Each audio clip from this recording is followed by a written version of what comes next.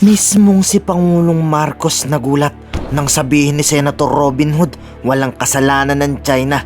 Base sa bidyong kumakalat ni Padilla, importanteng may dugo ng Chino ang ating kultura, kaya hindi totoong kinukuha sa atin ang Scarborough at Spratly Island. Dahil sa totoo Amerikano ang nakikisawsaw sa WPS, pero ayon sa PCG, maling paniniwala ni Senator Robin Hood na papasukin ng China sa WPS, kaya wag ihingi ng tulong sa Amerikano ang WPS. Alam ko po, sa panahon na yun, naiintriga ang lahing Chino. Pinagpipiestahan ng napakaraming politiko ang issue ng Chino at ng China.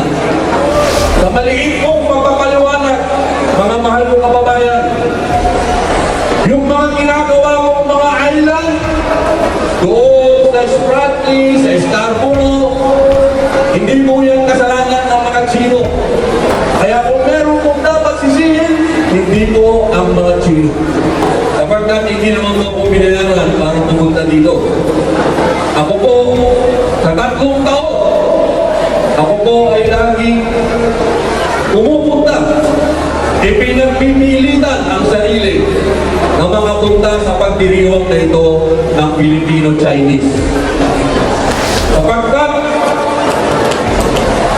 mga mahal kong kababayan ng Pilipino, sa bawat 65% na Pilipino, may tugong sino yan. Maaaring yung mga nandito, hindi nyo alam. May dugo kayo Chinoy. At kailangan maging proud kayo na kayo ay Chinoy. Napakahalaga ng dugong yan sa ating kultura. Yan po ang yaman natin. During the budget hearings and also this recent one, I wanted to ask you, you have Senator Robin Padilla asking the Philippine Coast Guard saying, hindi ba talaga natin kaya? Parang kailangan ba talaga natin ang US sa West Philippine Sea? Yun ang tanong, hindi ba natin kaya? Commodore, your response to that question. Well, Ms. Karen, let me first highlight the fact na ng mga nakaraang resupply operation ng Philippine Coast Guard for so many months already, before we were water cannon, before it caught the attention of the Senate to have a more active stand on the West Philippine Sea issue. The Philippine Coast Guard, together with the Armed Forces of the Philippines, has been continuously performing the resupply operation with or without the United States. Secondly, the only participation of the United States Navy with the last resupply is only the Poseidon flight, na nag-provide ng ISR, intelligence, surveillance, and reconnaissance. Other than that, the resupply still was completed. It turned out to be successful without actually doing any physical participation for the resupply to happen.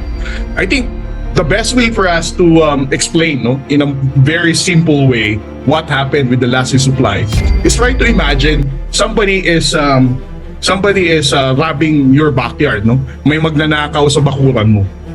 And then you have neighbor A and you have neighbor B, And then neighbor A is the one na nagnanakaw sa likuran ng backyard mo.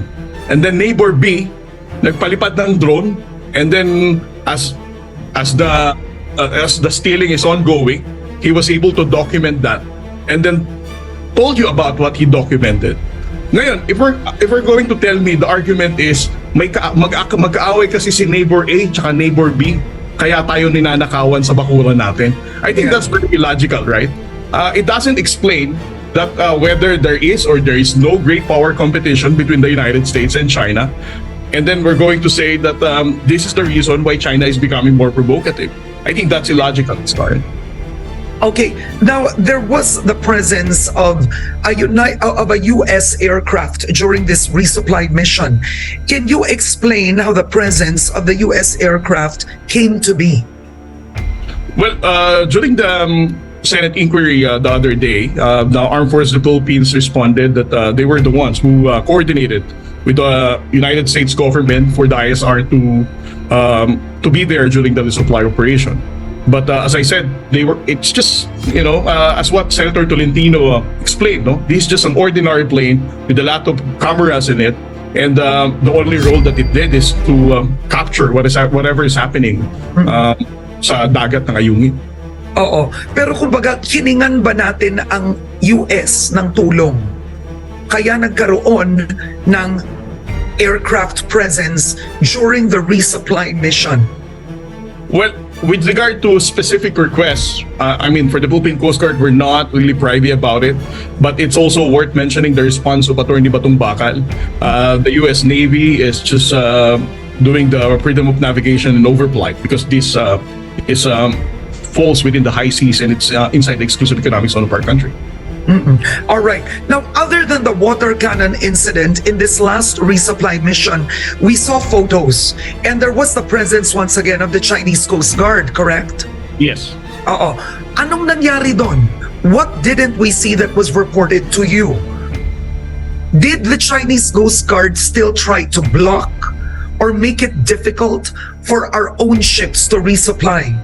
Well, Ms. Karen, it became more easier for the Philippine Coast Guard and the national government to amplify our transparency initiative when we embedded local journalists, ABS-CBN, GMA, CNN Philippines. They were the ones who really experienced a very close quarter, how the Chinese Coast Guard did the dangerous maneuver with only like 2 to 3 meters na halos giliran niya na ang Philippine Coast Guard vessel. So this has been happening even without the US participation of the resupply with the ISR flight. So I don't see any other reason that we're going to relate this kind of behavior of China with the presence of the Poseidon plane. And then moving forward, how will the Philippine Coast Guard conduct the resupply missions moving forward? Because how often do you resupply? Well, for law enforcement of the Philippines, as I said, their mission. The Philippine Coast Guard is only there to provide the security escort. But normally we do it monthly. Okay.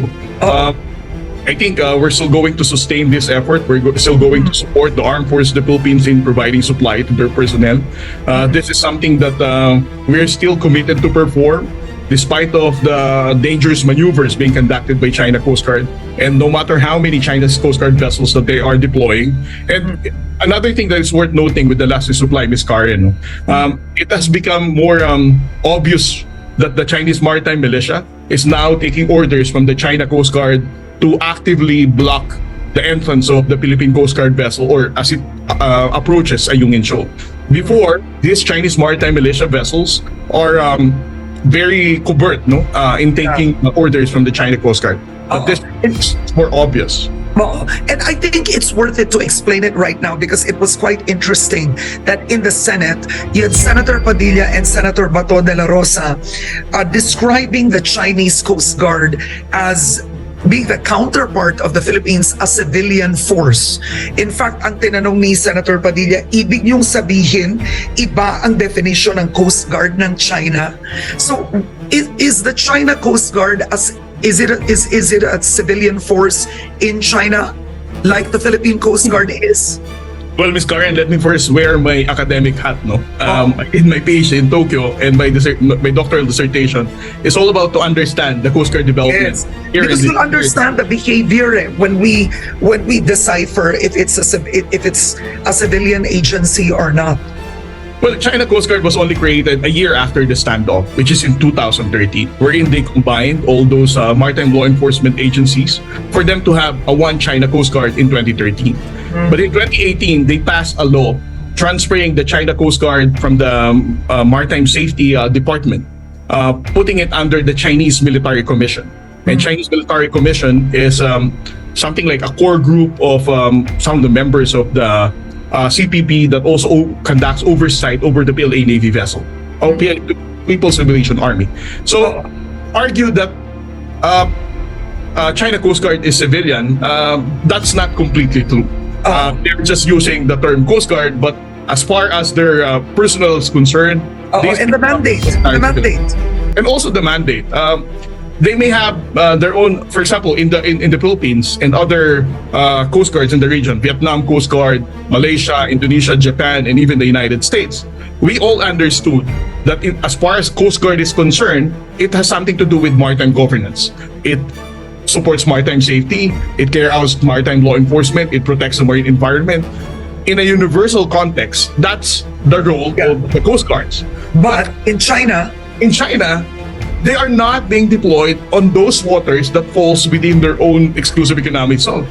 They are actually deployed over the waters of other coastal countries, whether here in the Philippines, in Vietnam, in Malaysia, and even in Brunei. so which makes them what?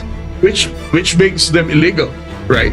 Their presence in our own exclusive economic zone makes them an illegal Coast Guard organization pretending to carry out legitimate law enforcement operation within our own exclusive economic zone.